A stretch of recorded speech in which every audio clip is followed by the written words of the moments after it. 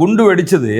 குண்டு வெடிச்சதுனால எதனால் இது காரணம்னு கேட்டால் குர்ஆனில் ஒரு 30 வசனம் இருக்குது. அந்த 30 வசனத்தை பார்த்தா இது மாதிரி நிலைமைக்கு போவாங்கன்னு சொல்லி இதை சொன்னது, இதுவரைக்கும் சொன்னதெல்லாம் மற்றவங்க. இதை சொன்ன செட்டு யாருன்னு கேட்டால் நபிகள் நாயகம் சொல்கிறாங்க. அதாவது உலமாக்கள் நபிமார்களுடைய வாரிசுகள் திரும்பிதில் ஒரு ஹதீஸ் இருக்குது. அப்போ உலமாக்கள் நாங்கள் நபிகள் நாயகத்துடைய வாரிசு என்று தாங்களே சொல்லக்கூடிய ஒரு 8 பேர் கொண்ட செட்டு தான் இதை இந்த ரிவ்யூ கமிட்டின்னு சொல்லிக்கிட்டு இந்த ரிவ்யூவை கொடுக்குறாங்க. Not recommended.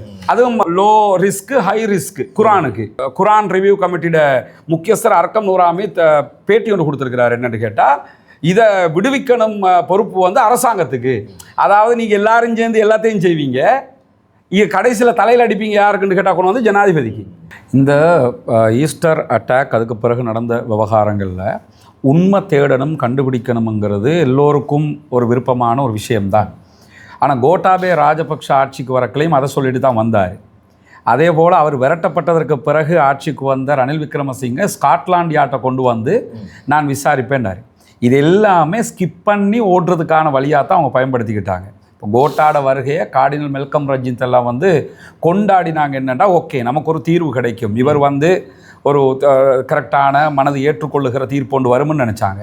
ஆனால் அவருடைய காலத்திலையும் அவருக்கு கொடுக்கப்பட்ட அந்த அறிக்கைகளை கூட அவர் முழுமையாக உதாரணமாக ஜனாதிபதி விசேட ஆணைக்குழு அதனுடைய தீர்மானங்களை கூட அவர் முழுமையாக வெளியிடலை.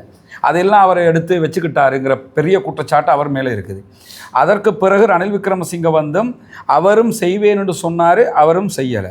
அப்போ தான் மக்களுடைய பெரிய நம்பிக்கை வந்தது என்னென்னா உண்மையிலேயே இப்படி ஒரு வேலையை செய்கிறதா இருந்தால் அனுரைக்கு தான் அது ஏறும். ஏன்னா அந்த கட்ஸு இருக்குது. அவர் வெளிப்பட அந்த எதிர்கட்சியில் இருக்கும்போதே ஒரு கட்ஸ் அவர் காட்டினார். உதாரணமாக பார்த்தோம்னா இந்த அறகலையில் இருந்து அறகலை எல்லா அரசியல்வாதிகளையும் சுற்றி வளைச்ச நேரத்தில் அனுரையும் சுற்றி வளைச்சாங்க. அந்த நேரத்தில் 2 சம்பவம் நடக்குது அனுரைக்கு. ஒன்று, அனுரையை சுற்றி வளைக்கும் போது அவர் சொன்ன பதில், அவர் தான் நின்று ஆமாம் உனக்கு என்ன பிரச்சனை, நான் மக்களோடு தான் நிற்கிறேன்னு தைரியமாக மிச்சலார் கண்ணாடியை க்ளோஸ் பண்ணிவிட்டு வண்டியில் ஓடின டைமில் அவர் நின்னார். 2வது ஒரு சம்பவம் தான் அவருடைய வண்டிக்குள்ளே ஹெல்மெட்டோடு உள்ளே போனது யாருங்கிறது. அது பாராளுமன்றத்தில் பெரிய பிரச்சனையாக வந்த நேரத்துலையும் எங்கள் சகோதரர்கள் என்ற கட்சிக்காரன் ஹெல்மெட்டோடு வருவான், ஹெல்மெட் இல்லாமலும் வருவான், உனக்கு என்ன பிரச்சனை, இந்த மாதிரி அளவுக்கு அவர் இதெல்லாமே உண்மையில் என்னென்னா மக்கள் எதிர்பார்த்தது ஒரு ஜனாதிபதிட்டு இதை தான் எதிர்பார்க்கறது. அனுரையை இந்த இடத்துல நான் எதுக்கு சொல்ல வர்றேன்னு கேட்டால், நீங்கள் இதுக்கு முன்னாடி இருந்த ஜனாதிபதிகளில் இப்போ டிஃபென்ஸ் செக்ரட்டரியாக இருந்து தான் கோட்டா வந்தாருங்கிறதுனால கோட்டா கொஞ்சம் நல்லா செய்வார் அப்படின்ட்டு எதிர்பார்த்தேன். ஆனால் அவர் டிஃபென்ஸ் செக்ரட்டரியாக இருந்து ஜனாதிபதி ஆனதுக்கு பிறகு நான் பேசுகிற எல்லாமே கெசட்டுண்டார். அப்போ தான் விளங்கிச்சு இவர் எப்படிப்பட்ட ஒரு ஆள். நான் வாயால் சொன்னாலே கெசட்டு அப்படிங்கிற அளவுக்கு பேசினார். அப்போ ஹரின் எல்லாம் அதை எவ்வளோ கிண்டலாக பேசினாங்கிறது நமக்கு தெரியும். ஆனால் மைத்திரிபால சிறிசேனா ஆட்சியில் இருக்கும்போது மைத்திரி மட்டும் இல்லை, மைத்திரியோட சமகாலத்தில் இருந்த பெரும்பாலான வெளிநாட்டு ஆட்சியாளர்களை நீங்கள் எடுத்துக்கிட்டிங்கன்னா அந்த காலகட்டம்ங்கிறது உலகத்துக்கே ஒரு சோதனை தான். உதாரணமாக தமிழ்நாட்டில் எடப்பாடி பழனிசாமி தவண்டுக்கிட்டு போய் ஆட்சி எடுத்த ஒரு ஆள் அவர். அதே மாதிரி அப்போ தான் டொனால்ட் ட்ரம்ப்பும் ஆட்சிக்கு வர, இப்பயும் அவர் அதை பைத்தியம் விளையாடிக்கிட்டு இருக்கிறார்ல, அதே மாதிரி இருந்தார். இது மாதிரி இருந்த கொஞ்சம் பேரை நீங்கள் பார்த்தீங்கன்னு சொன்னால் ஈவன் நரேந்திர மோடி, இந்த ட்ரெஸ்ஸு முழுக்க நரேந்திர மோடின்னு போட்டுக்கிட்டு தெரிஞ்சது. இது மாதிரி கவனிக்கல மைத்திரிபால சிறிசேனை அவங்களுக்கு அந்த பதவியோட பெருமதி ஏன் தெரியாமல் போச்சுன்னு அப்துல் ரஹ்மான் ஒரு பதவிக்கு வரும்போது அதற்கான முயற்சிகளோடு சமூகத்துக்கு ஏதாவது செய்யணும், நாட்டுக்கு ஏதாவது செய்யணும்னு வர்றவனுக்கு அந்த பதவியோட பெருமதி விளங்கும். இவரை சந்திரிகாவும் ரணிலும் சேர்ந்து அவங்க கொண்டு வந்தது எதுக்குண்டா இவரை ஜனாதிபதி ஆக்கிட்டா நம்ம சொல்கிறத கேட்டுக்கிட்டு டம்மியாக, ஆல்ரெடி டம்மி இவர் டம்மியாக இருப்பார்னு சொல்லித்தான் இவரை கொண்டு வந்தது. ஆனால் உள்ளே வந்ததுக்கு பிறகு தான் அவருக்கு நம்ம என்னென்ன ஜனாதிபதி சேர்ல உட்காந்துக்கிட்டு இருக்கிறோம் அப்படிங்கிற எண்ணம் தான் கடைசியில் என்ன ஆச்சுன்னு கேட்டால் ஒரு புத்திசாலி பொண்ணுக்கு கிடைச்ச அட்டிமுட்டால் புருஷன் மாதிரி ஆயிடுச்சு. ரணில் விக்ரமசிங்க கொஞ்சம் புத்திசாலி, இவர் அட்டிமுட்டால் மாதிரி இருந்ததுனால இவருடைய அட்டிடியூட்டெல்லாம் எப்படி இருந்துச்சுன்னு கேட்டால் அந்த நீ சொன்னால் நான் கேட்பேனாங்கிற மாதிரி. அதே மாதிரி தான் அவர் நியமித்த எல்லாரும். இப்போ சுரேன் சொன்ன மாதிரி பாருங்கள், ஹேமஸ்ரீ பெர்னாண்டோ இவர் எதுக்கு நமக்கு ரொம்ப நெருக்கமானவர். அதே தவிர அவருக்கு இதை செய்ய முடியுமா முடியாத அந்த ஆளுமை இருக்குதான்னு பார்க்கல. பூஜித ஜெயசுந்தர அவருடைய நிலைமையை நீங்கள் பார்த்தீங்கன்னா அந்த ஆளுமையான ஒரு போலீஸ் மா அதிபராக இந்த நாடு வர பார்க்கல. அதே மாதிரி கொழும்புக்கு பொறுப்பாக இருந்த தேசபந்துவை பொறுத்தவரையில் அவர் ஒரு அடியாள் தான். அரசாங்கங்கள் அவரை ஒரு அடியாளாகத்தான் பயன்படுத்திச்சு. அதை நம்ம அறகலையில் கண்டோம். நிஜ அடியாளாக பாத்தாளக்காரன் மாதிரி அவர் நடந்து கொண்டது. அப்போ இந்த நேற்றுல இருந்து வர்ற ஒரு போஸ்ட்டை நீங்கள் பார்த்துருப்பீங்க.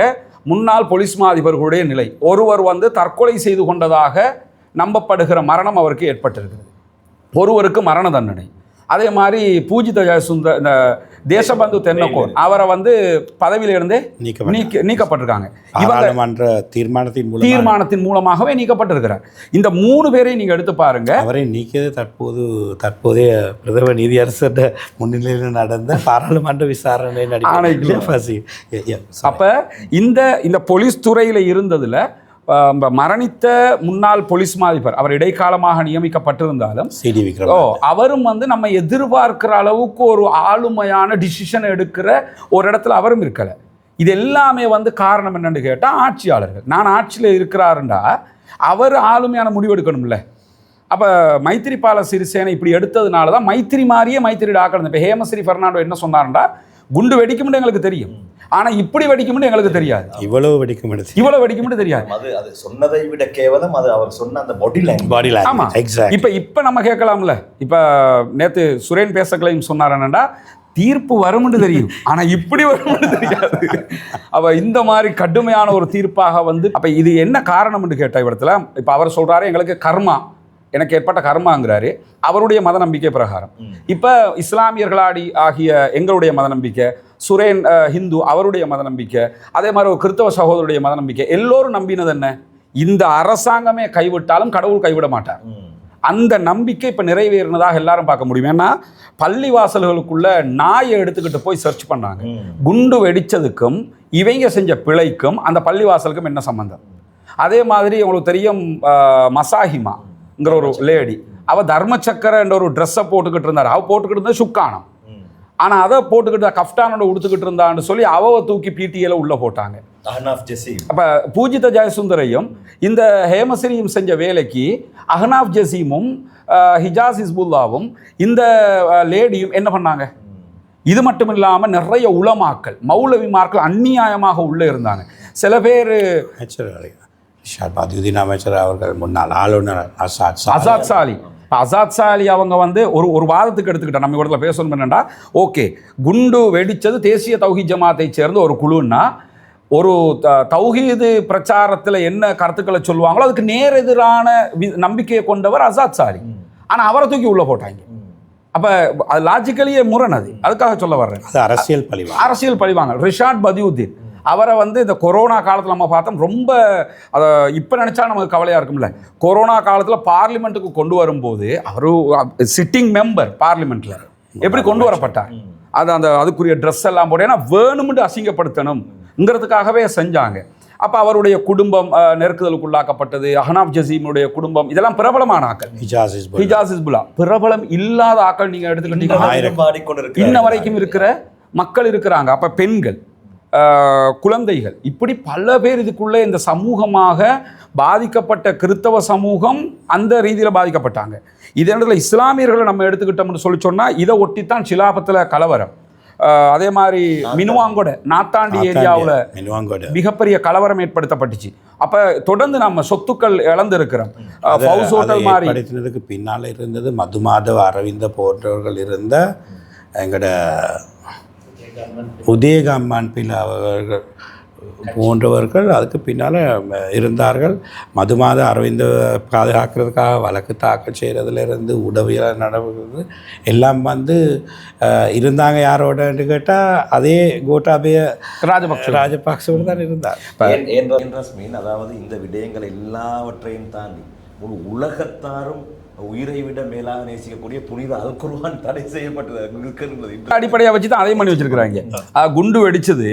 குண்டு வெடிச்சதுனால எதனால இது காரணம் கேட்டால், குர்ஆனில் ஒரு 30 வசனம் இருக்குது. அந்த 30 வசனத்தை பார்த்தா இது மாதிரி நிலைமைக்கு போவாங்கன்னு சொல்லி இதை சொன்னது, இதுவரைக்கும் சொன்னதெல்லாம் மற்றவங்க. இதை சொன்ன செட்டு யாருன்னு கேட்டால் நபிகள் நாயகம் சொல்கிறாங்க. அதாவது உலமாக்கள் நபிமார்களுடைய வாரிசுகள் திரும்பிதில் ஒரு ஹதீஸ் இருக்குது.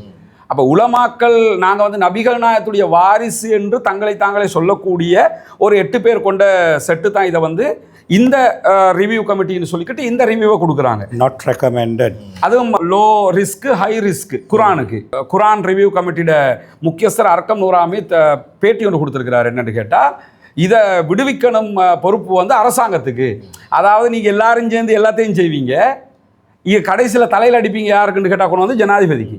இப்போ சொல்ல வந்த மெயின் மேட்டரே என்னன்னு கேட்டால், அனுரகுமார திசாநாயக்க மாதிரி ஒரு கட்ஸான ஒருவர் இருக்க போய் இறைவனுடைய அருளால் ஏதோ ஒரு வகையில் சில காரியங்கள் நம்ம முன்னெடுக்கிறோம்.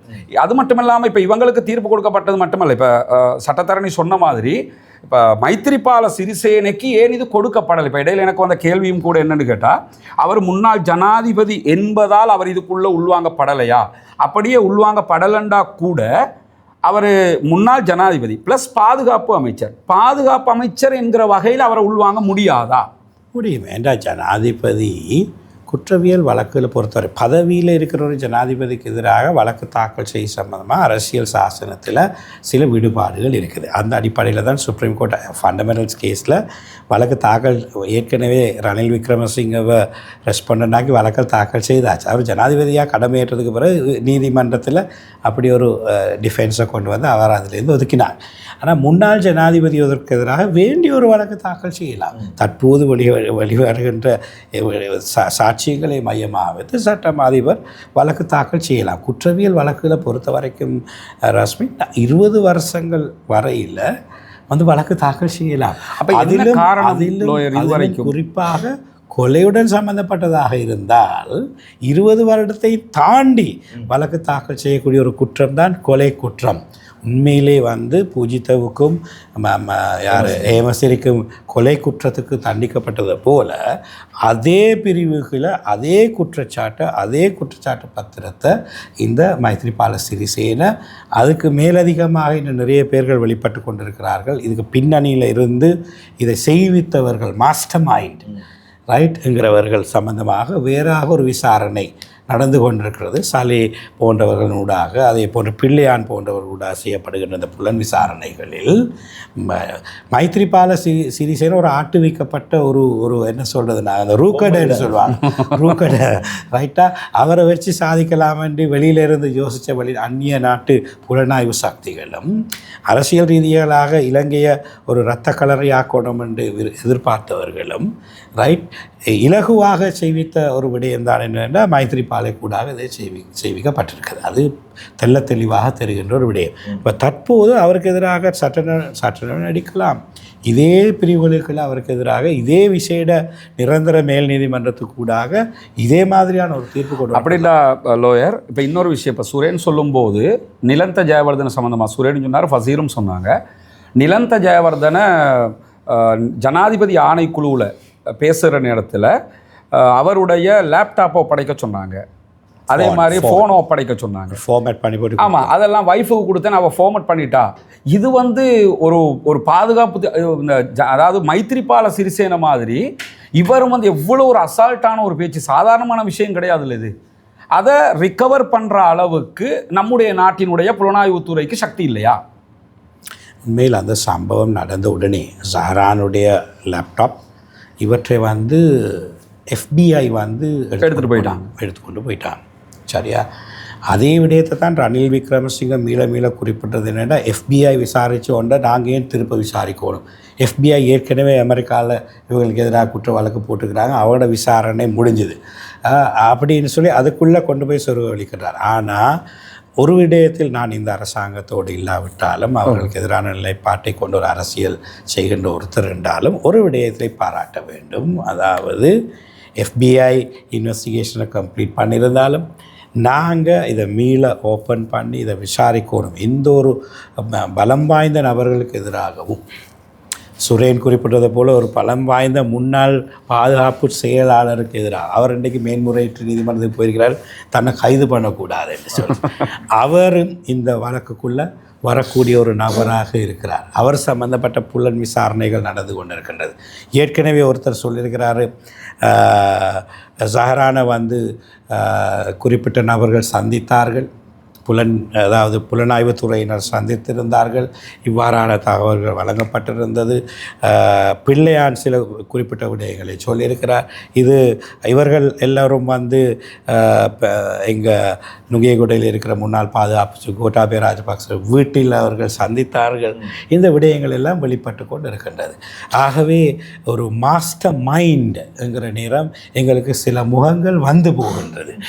ரைட், அந்த விடயங்கள் புலன் விசாரணைகளுக்கு ஊடாக கொண்டு வரக்கூடிய ரஸ்மின் குறிப்பிட்டதை போல ஒரு தீர்க்கமான ஒரு தைரியமான ஒரு ஜனாதிபதியாக இந்த விஷயத்தில் நாங்கள் காணக்கூடியதாக இருக்குது. எங்களுக்கு உடன்பாடு இல்லாமல் இருக்கலாம் பல விடயங்கள் அரசியல் ரீதியாக, ஆனால் இந்த விடயத்தில் நாங்கள் அதனை தாக்கப்பட்டிருக்கின்றன. இன்னும் மேலும் பல ஆரம்பித்திருக்கின்றன.